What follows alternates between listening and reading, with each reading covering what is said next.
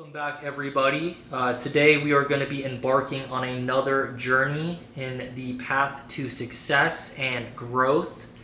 We are here with Dr. Paul David White once again, and today we are going to be emphasizing another pillar of success. And as you guys know by now, one thing that we have not gone over that many of you are probably very curious about is, in fact, education.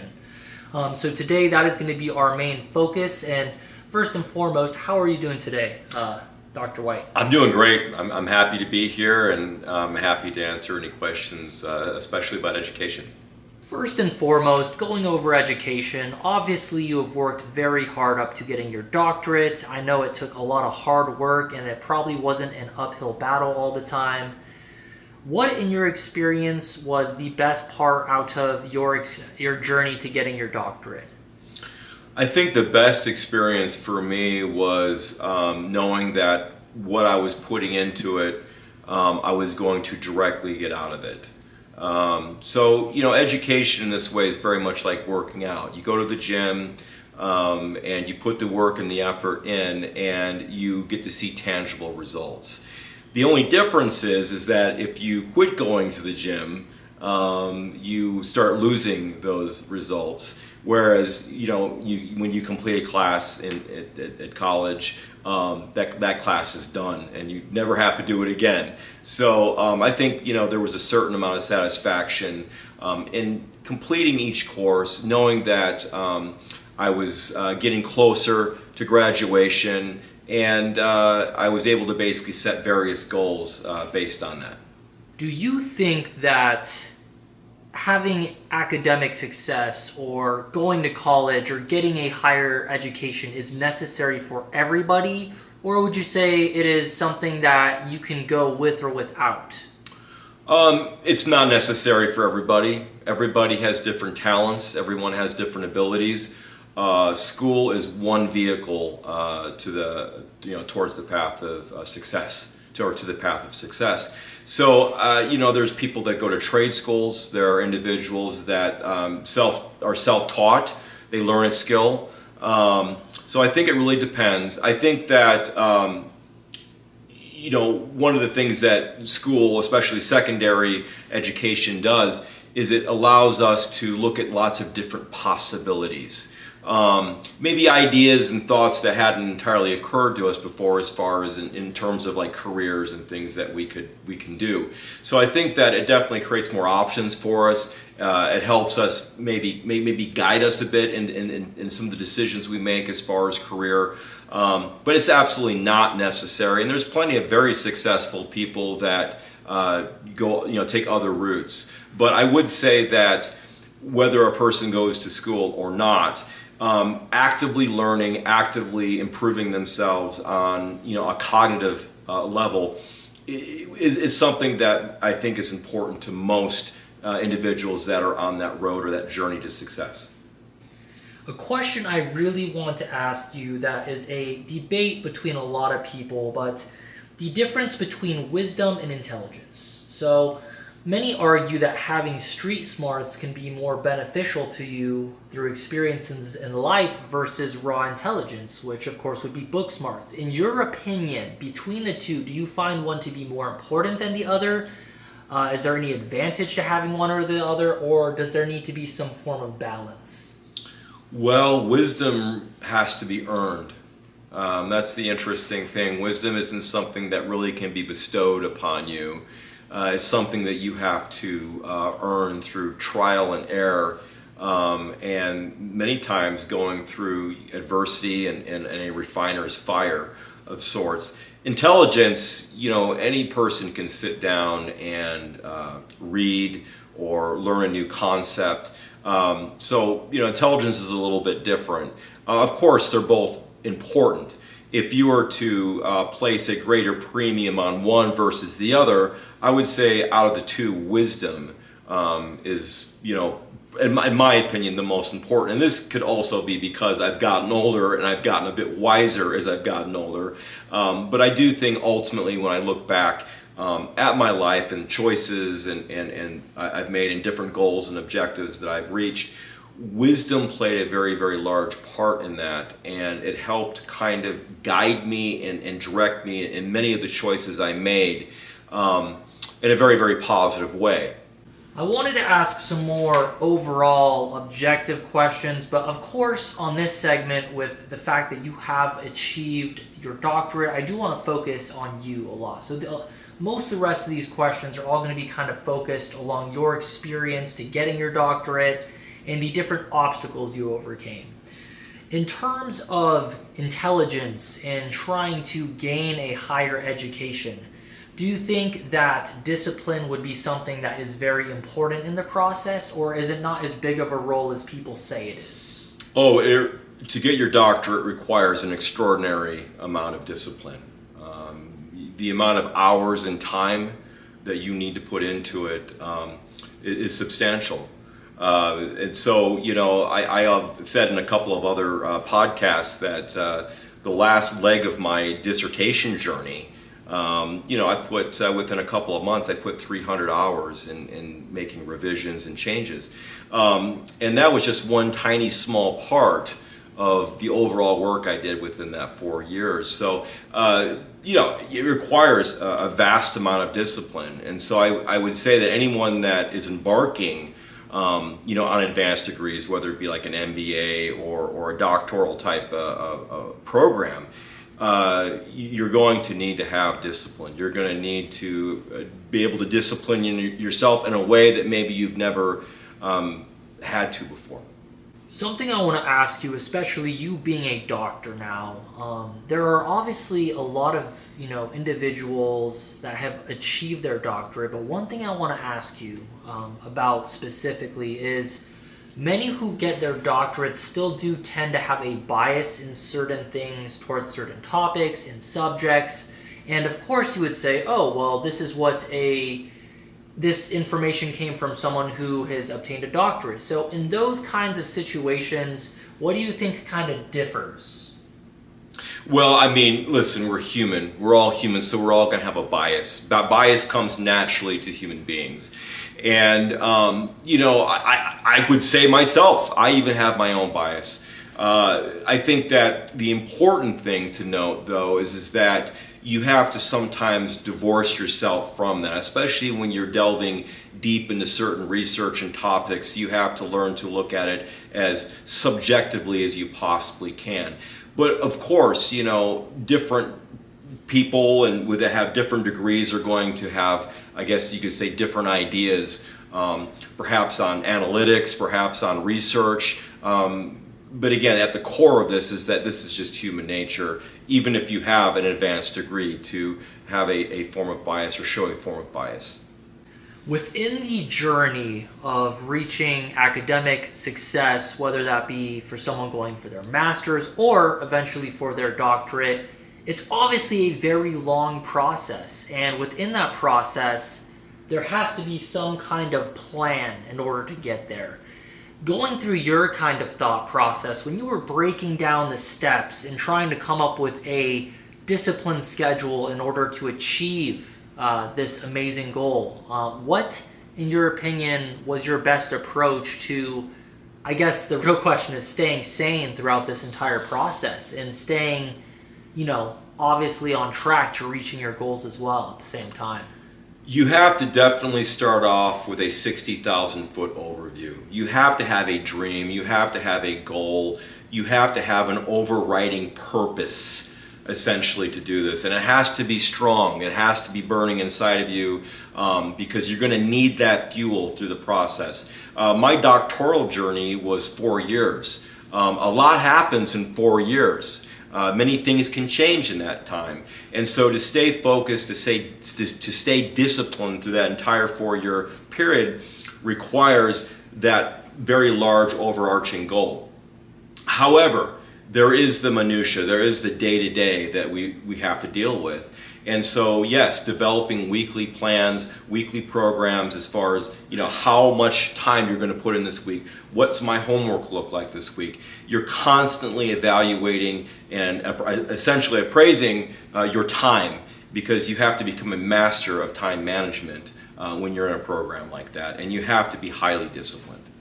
In terms of asking the different things you would do to help in this journey to academic success, on the counterpart, what are some things that you would advise to avoid in your journey so that you do not sabotage yourself from reaching your goals within the whole process?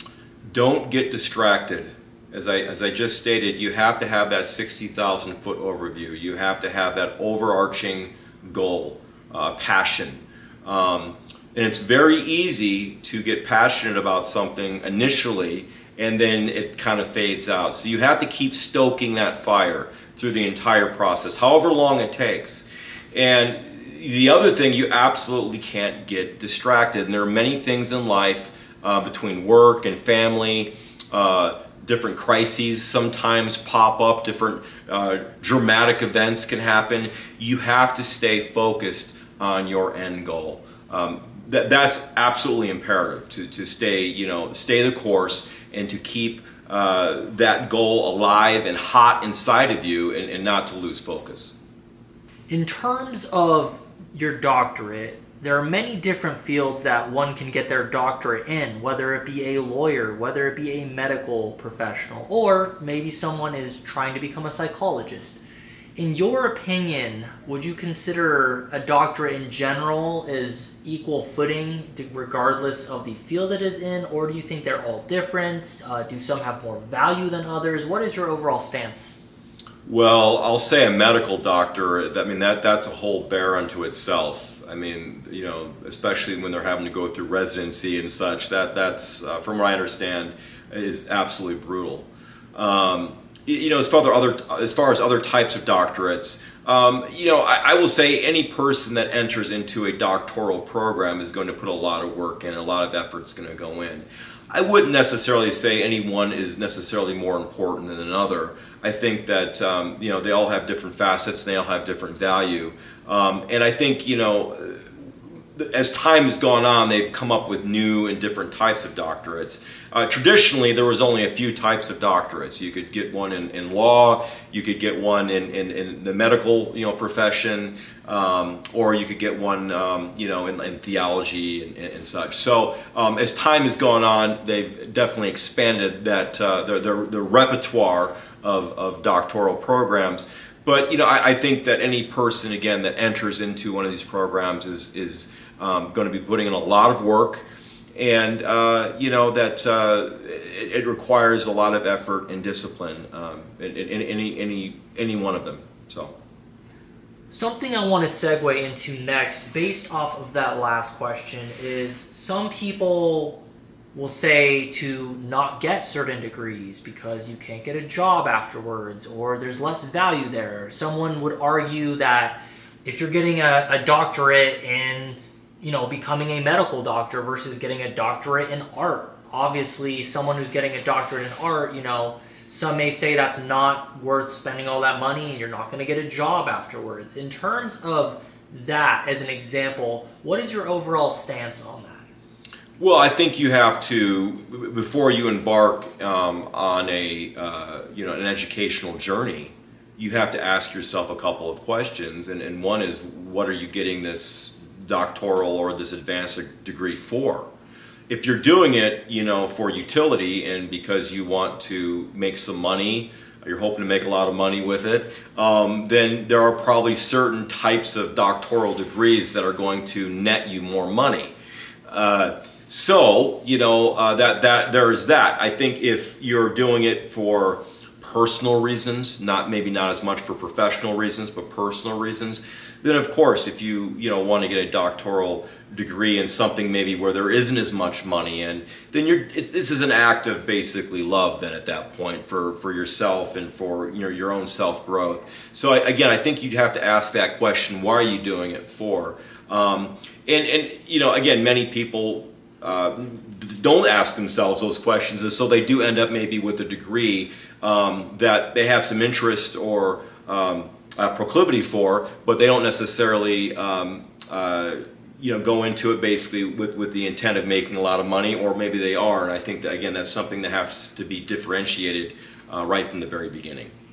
Many complaints within the education system are that many will get a good degree that is sought after. However, when they try to apply for a company, the company can see they have the degree, but they don't hire them due to not having the experience. However, many argue, if I've been focused on my education this whole time, then isn't that the whole point in getting a starter position to get the experience? Yeah, this is definitely a conundrum for a lot of individuals. And this is a real problem. You absolutely need the education, even if you go into something that is in high demand and you spend the time and you do well in it and you graduate with honors. There's no guarantee that you're going to get a job. And I think one of the things that needs to be stated that maybe isn't as effectively stated from the beginning when you enter university is that there's no guarantee that you go through this process and it's going to equal a job at the end. Getting the degree alone doesn't guarantee you a job. It definitely gives you a leg up, but there are other things that you have to do in order to successfully navigate potential careers down the road. And this is where it comes to working on yourself. This is where it comes to, again, trying to become a better version of yourself, because school is just one part of it. That's just one tiny part of this entire universe that you are creating. And so you're going to have to focus on other areas. You're going to want to practice your interviewing skills. You're going to want to be able to have great people skills. Some people have better people skills than others. But these are things that can be learned. These are disciplines that can be practiced and honed over time. And so I think going into a degree, whether it be like an undergraduate or a graduate type degree, that's just one part of the process. You have to be able to commit other aspects of your life and to work on other areas of your life if you're looking for total success, and if you're really hoping to land a job that's going to help you grow personally and professionally. Do you believe that when someone is getting a doctorate, they should focus on the financial aspects and something that will make them a lot of money? Or do you think it is smarter for them to pursue their inspirations and things that actually sound good to them? This is a personal question. It's going to be highly individualized. As I stated earlier, some individuals are getting an advanced degree because they want to make more money. They want to get a promotion, or they want to move into some sort of field where they can make more money. Other individuals, it's not for professional reasons. They're doing it for personal reasons. And so I think it's important to not confuse those. You definitely need to know what you want out of your degree before you enter into the program. For me, it was pretty clear. I already had been working in finance, and I wanted to increase that. I wanted to improve upon that and grow, not just personally, but also professionally. For some individuals, it's maybe a goal. It's maybe a lifelong ambition. They're not trying to make money with it. It's something that's personal. It's something that it's a way or another vehicle to improve themselves and to become a better version of themselves. That is going to lead me to my next question. So many people, especially in our current society, a lot of them are stressed financially, so many are going to school because they want a higher paying job. That is kind of the emphasis there. In your opinion, do you think that doing something for money is the best way to go about things, or would it be better to find something, even if it doesn't involve any higher education, that can be fulfilling even if it doesn't pay you as much money? I think at the end of the day, when we engage in something that is fulfilling, something that we can truly engage and be authentic with, we're going to have more peace and happiness, right? With that being said, we also need to make money. We live in a world, where the cost of living keeps increasing. We have to have a roof over our head and be able to feed ourselves. So I think you have to strike the balance. I think, like many things in life, you're not going to get everything that you want. You're going to get some of what you want, and so I would suggest for individuals to find a field they have some interest in. but one that's going to allow them to make money and provide for themselves. It doesn't make a lot of sense if you're trying to provide for yourself and for your family to go and get a degree that really doesn't have a lot of utility when it comes to making more money, or something that maybe more, again, that would help us fulfill us personally, but not on a professional level. I'm going to give you a scenario, and I just want you to kind of give me your viewpoint on it. Let's say somebody is either born into wealth, or maybe they come into a lot of money from a will or a trust fund. If they have a lot of money and they don't need to worry about anything expense-wise, some may say, what's the point of getting a higher education? Or what is the point of becoming just higher within the idea of knowledge in general? What is your viewpoint on that? Yes, so I think it's really important to know from the beginning what you want to do. You don't have to have all the answers, but at least have an idea of what you're interested, what you're curious about. And that way you can start building a plan. You have to have a 60,000 foot overview of it, but you also have to have smaller objectives and goals in the process as well. So figure that out right from the very beginning. Determine, what are you getting this degree for? Are you doing it for professional reasons? Are you doing it because you want to make more money? You want to move up in your organization or get a better job? Or is this for personal reasons, or a combination of both? They're all valid, they're all important in their own ways, but they'll all take you different places. And so I think it's important right from the very beginning to differentiate, these different areas and where you want to place more of your focus on. For me personally, like I said, it was a combination of professional and personal. And they were both those things were very rewarding for me as I went through my degree. But that's what I would say to everybody. Really have a plan. Really be very careful how you approach it. And understand that this is a process. It's going to take time. Build the discipline. As I've said in other videos, fake it till you make it.